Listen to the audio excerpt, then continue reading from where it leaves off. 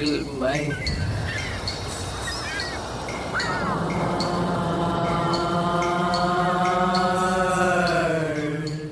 Welcome to Speak Sex. I am your host, Eurydice, and today we're gonna talk again about the war in Europe, the strongmen's romance, and Putin's longing and Zelensky's pride. And my guest today is Robert Steiner.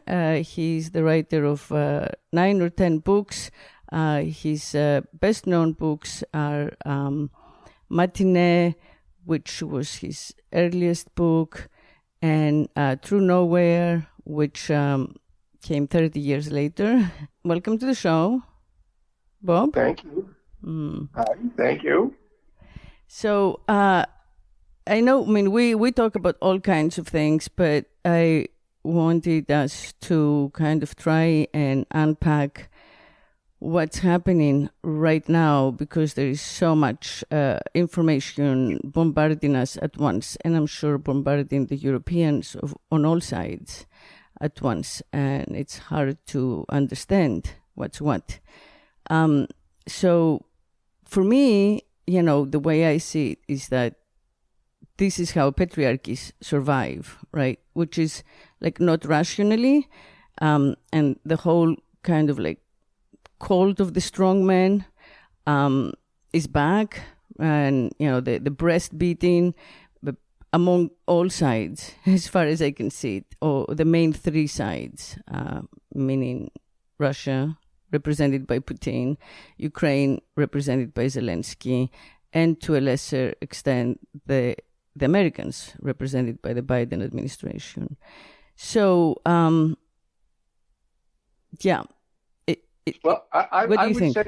I would say that Biden is not doing any breastfeeding. I would say that the media consultants who come out of the retired Pentagon guys, they're doing the breastfeeding.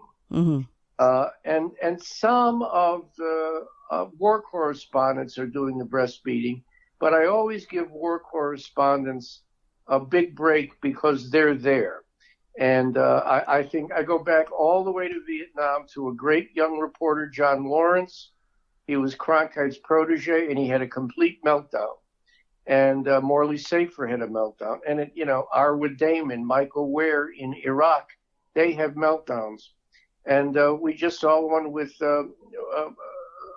a couple of reporters here. And, and it's going to happen. They go from war-torn areas to another and another and another, and and they just get hit.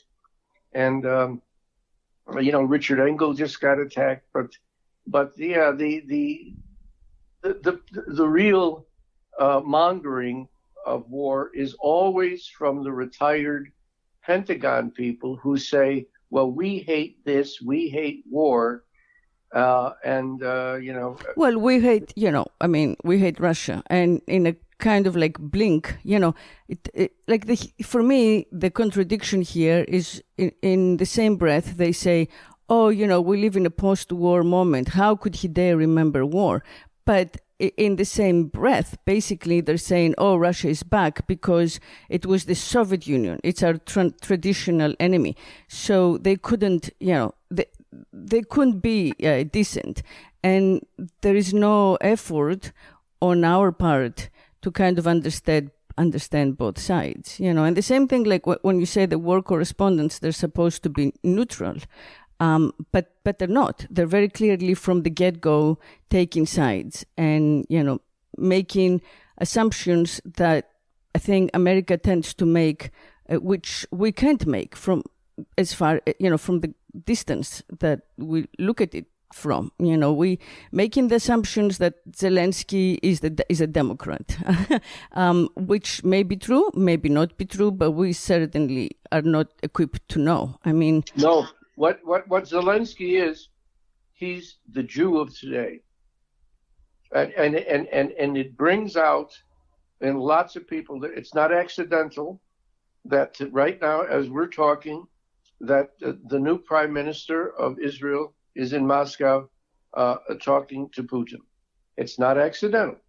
Mm-hmm. He's going there to say, wait a minute, what are we doing here? What is it you want to do? You want to make this about Jews?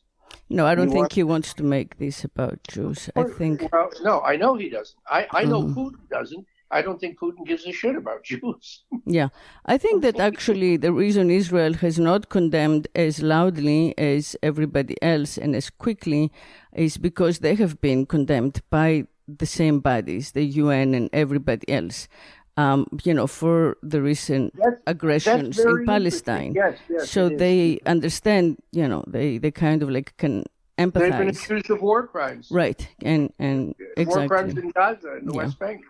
Yeah. But I mean, at a time when if America's own elections, the bastion of modern democracy have been, contested, right? How can we know really that Zelensky's election, or if not his election, his governing, has been democratic in a country where up to his election, there was, to all agreement, no democracy, but just raw corruption and the rule of the strongmen, right? So all of a sudden, he becomes like the face of freedom when I think he's the face of nationalism. I think he's the face of nationalism. It's not freedom. I agree. Yeah. I don't disagree at all.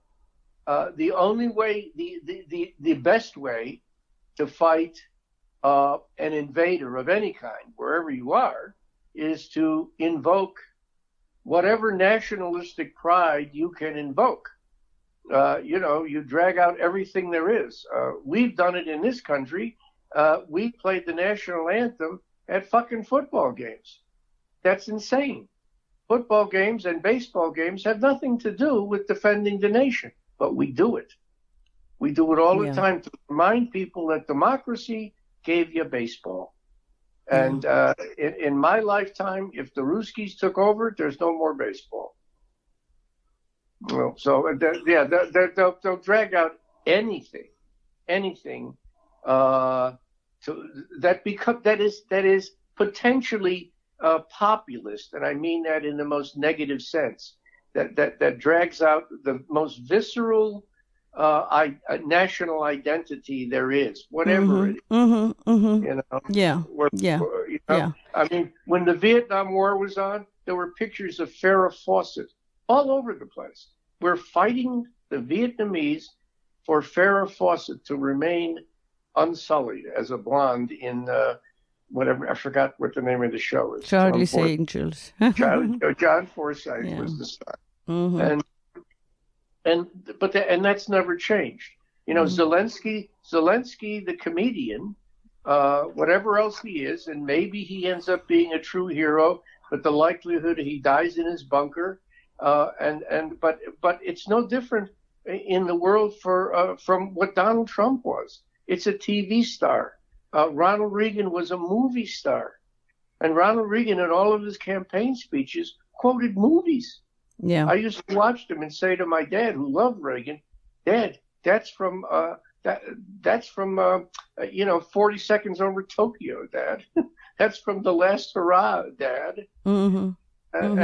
And Reagan was a master, at dragging out stuff that the audience. Yeah, and also kind of like rewriting history in real time, like in front of our faces.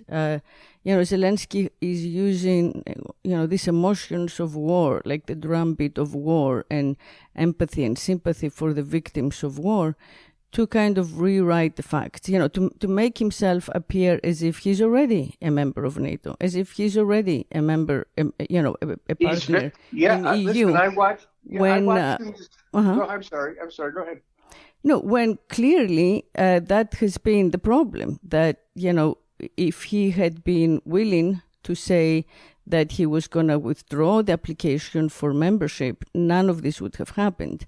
So he had a moment at the crossroads of choice, a big, important moment that tells us who a person is. And he chose to sacrifice his people, basically. He chose to take this extraordinary risk, knowing the wrath and the power on the adverse. make love incessantly, I would be gone.